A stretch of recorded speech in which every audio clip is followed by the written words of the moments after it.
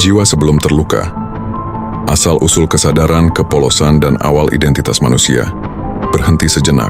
Sebelum semua luka itu ada, sebelum kamu belajar menjadi kuat, sebelum kamu tahu rasanya kecewa, gagal, dan ditinggalkan. Ada satu fase dalam hidupmu yang sering terlupakan, bukan karena tidak penting, melainkan karena terlalu sunyi untuk diingat. Fase ketika jiwamu masih utuh. Setiap manusia datang ke dunia ini bukan sebagai sosok yang rusak. Tidak ada bayi yang lahir dengan perasaan aku tidak cukup. Tidak ada jiwa yang sejak awal merasa rendah, malu, atau takut ditolak. Semua itu dipelajari, bukan dibawa sejak lahir.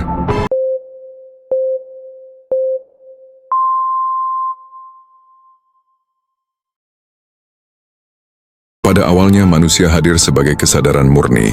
Dalam psikologi ini adalah fase sebelum ego terbentuk. Dalam spiritualitas ini sering disebut keadaan fitrah, kesadaran asli atau jiwa yang belum terpisah dari sumbernya.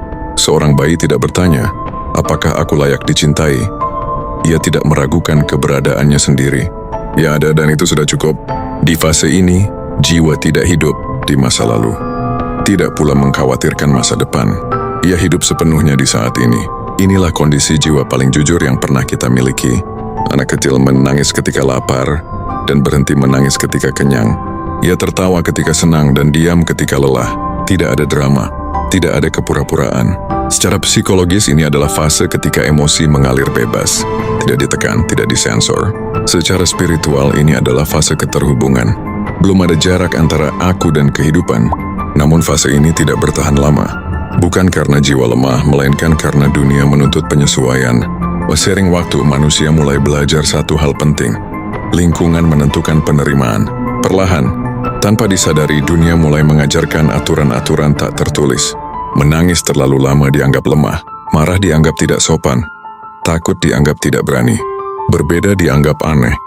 Disinilah proses pembentukan identitas dimulai. Psikologi menyebutnya proses sosialisasi. Spiritualitas menyebutnya awal keterpisahan. Manusia mulai belajar bahwa tidak semua bagian dirinya aman untuk ditunjukkan. Dan dari sinilah perjalanan jiwa yang sesungguhnya dimulai. Pada awalnya jiwa tidak terluka oleh kejadian besar. Ia terluka oleh hal-hal kecil yang berulang. Kalimat sederhana seperti, "Jangan begitu, harusnya kamu bisa, kok kamu beda?" Kalimat-kalimat ini mungkin terdengar sepele. Namun bagi jiwa yang masih polos, ia adalah pesan. Pesan bahwa ada bagian dari dirinya yang tidak diterima. Disinilah jiwa pertama kali belajar menahan diri. Bukan karena ingin berbohong, tetapi karena ingin selamat. Dalam psikologi, anak tidak menekan emosi karena sadar. Ia melakukannya karena adaptasi. Adaptasi adalah mekanisme bertahan hidup. Jika menangis membuat dimarahi, maka menangis dihentikan. Jika jujur membuat ditolak, maka kejujuran disimpan. Tanpa sadar, jiwa mulai memisahkan diri dari perasaannya sendiri. Dan pemisahan inilah cikal bakal luka batin. Namun penting untuk dipahami, jiwa tidak salah karena menyesuaikan diri. Ia tidak lemah, ia tidak rusak. Ia hanya melakukan apa yang perlu dilakukan agar tetap diterima, agar tetap dicintai, agar tetap aman. Disinilah paradoks manusia dimulai. Pada fase ini, ego mulai terbentuk. Kita mulai menjauh dari diri sendiri. Ego bukanlah sesuatu yang jahat. Ego adalah identitas fungsional. Ia membantu manusia beradaptasi, bersosialisasi, dan bertahan. Namun ego memiliki satu kelemahan.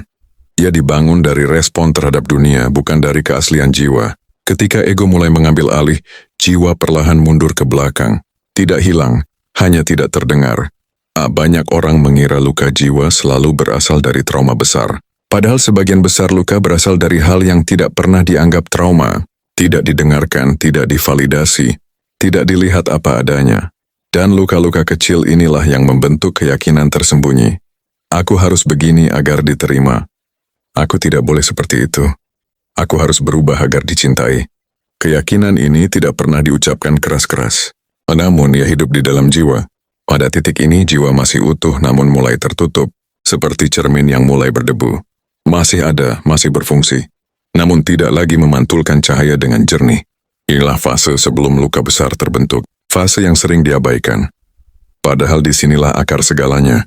Jika kamu berhenti sejenak dan bertanya pada dirimu sekarang, kapan terakhir kali aku merasa benar-benar menjadi diriku sendiri? Banyak orang tidak bisa menjawabnya. Bukan karena tidak punya jawaban, tetapi karena jaraknya sudah terlalu jauh. Dan perjalanan jiwa manusia pada dasarnya adalah usaha untuk kembali ke titik ini.